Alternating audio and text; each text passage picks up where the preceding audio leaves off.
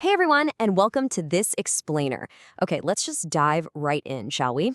Today we're tackling a fundamental building block of everyday English. It's literally the absolute most common greeting you're going to hear. But honestly, it's also surprisingly tricky for beginners to master. I mean, you hear it absolutely everywhere, but knowing exactly how to respond naturally, yeah, that can sometimes leave you frozen in your tracks. But don't worry, because today we're going to fix that and completely master this daily interaction. To get us there, we've got a super clear conversation blueprint for today. We'll start with decoding the big question, then matching your responses to your feelings, continuing the conversation, avoiding those common beginner mistakes, and finally, some real life practice. All right, let's kick things off with part one, decoding the big question. How are you? I mean, it's just three little words, right? But if you're a beginner, hearing this can instantly trigger a wave of panic. You might hear it from a coworker first thing in the morning, your teacher at school, or even just the shopkeeper down at the local market. It comes at you fast, and boom, you need a response. So, the absolutely crucial point here is understanding what the person is actually asking. When someone says, "How are you?" the basic, simple definition is literally just, "How do you feel today?" That's the whole shebang. It's simply an invitation to share your current mood or state of being. And that brings us to the social function of this question. See, people aren't usually asking for hard data. It's a social ritual. Why do they ask? Well, to know your feelings, sure, but they also use it to start a friendly conversation, be polite, show they care, welcome you, or just to check if everything is okay. You're going to hear this ritual early in the morning, on the phone, or when you just haven't seen someone in a while. Now, here is a super important rule to remember, okay? When the friendly shopkeeper at the market asks, "How are you?" they are not asking about your whole life. Seriously, they do not want a 10-minute saga about your recent car troubles or, what you had for breakfast. They usually just want a short, polite answer.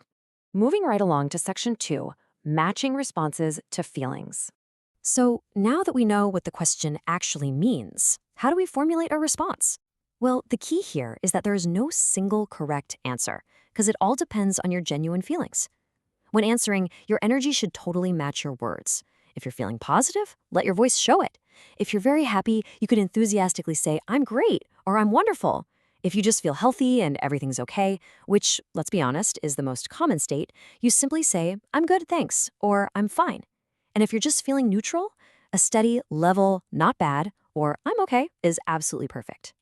But, what if you aren't having a great day? Hey, it is completely okay to answer honestly when your energy is low. If you have zero energy, you might lower your tone a bit and say, "I'm exhausted," or "I'm a little tired." If your body isn't feeling well, "I have a cold," or "I'm sick" works. And if you're going through a tough time and feeling sad, it's perfectly fine to share that by saying, "I'm not okay," or "I've had a difficult day." There are plenty of other emotions you might be experiencing too. If something's bothering you, "I'm stressed" hits the nail on the head. If someone made you mad, "I'm upset."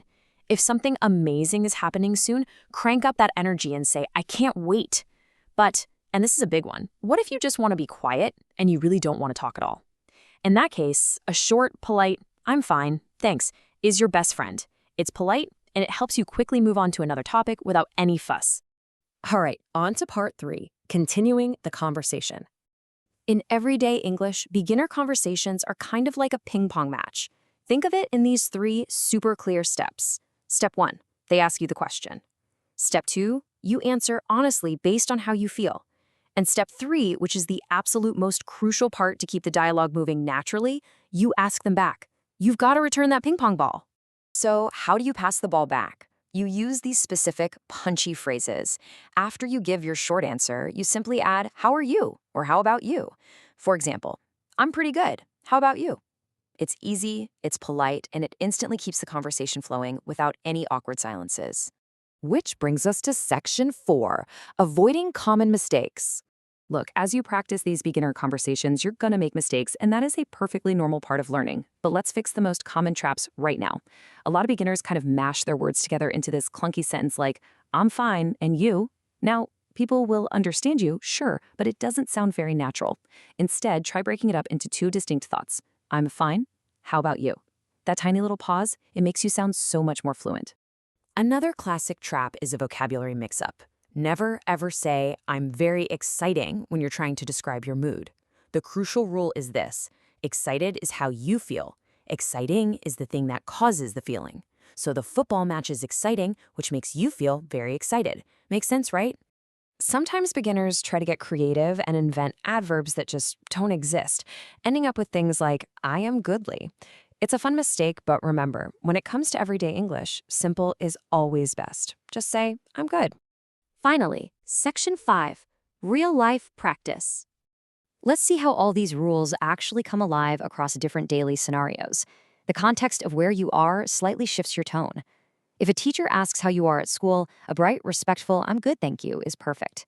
At work, with a coworker, a more casual, pretty good, how about you, fits right in. If you're on the phone or at church, those ping pong rules still apply. And if a friend is checking in on you after you've been sick, I'm feeling much better, is exactly what they want to hear. Let's look at how this flows when the response isn't just pure sunshine. If your conversation partner says, I'm tired today, notice how an empathetic native speaker responds, I'm sorry to hear that. And then the first person follows up with, I didn't sleep well last night. This is just a beautiful model of how active listening and empathy keep a natural conversation going when someone isn't feeling 100%. So, as we wrap up this explainer today, I want to leave you with a quick challenge. Can you practice 10 different answers in the mirror today?